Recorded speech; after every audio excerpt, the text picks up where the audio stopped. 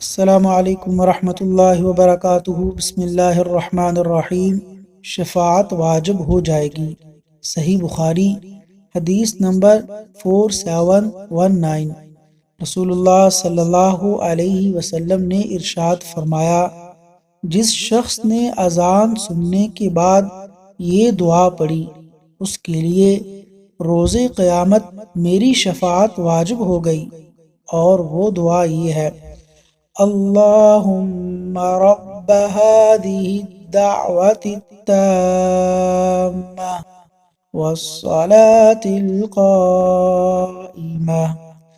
آت محمدا الوسيلة والفضيلة وابعثه مقاما محمودا الذي وعدته۔